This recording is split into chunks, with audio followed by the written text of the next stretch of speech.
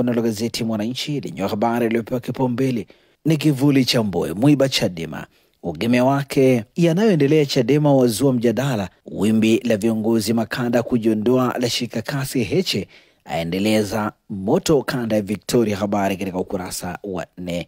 Gazeti limeandika kwa heri mkombozi wa taifa, 94 umri wa hayati Msuya mpaka anafikwa na umauti katika hospitali ya Mzena jijini Dar es Salaam. Nukuu katika ukurasa wa mbele ni John Marichela, waziri mkuu mstaafu, ikisema mzee Msuya alikuwa mtu jasiri na mwenye maono, hakushinikizwa na maneno ya ndani na hata nje. Alisimamia misingi, haki, uwajibikaji na uwazi. Alithamini mashirikiano ya kitaifa. Habari imeandikwa kwenye ukurasa wa 3 wa gazeti hili.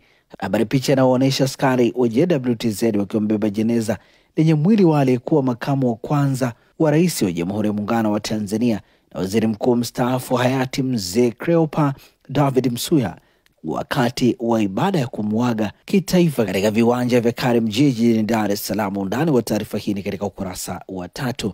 Askofu Mdolo ataka uchaguzi ufanyike kwa amani. Habari katika ukurasa wa 6.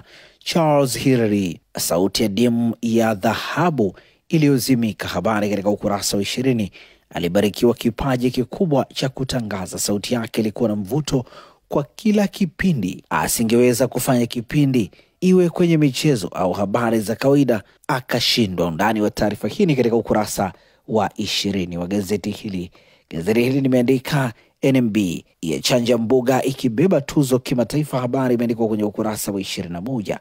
Viwanja vibovu vya soka vyazima ndoto za vijana. Hii ni ripoti maalum. Habari ni katika kurasa za ndani za gazeti hili. Kama hata gazeti Mwananchi usome kwa ndani zaidi.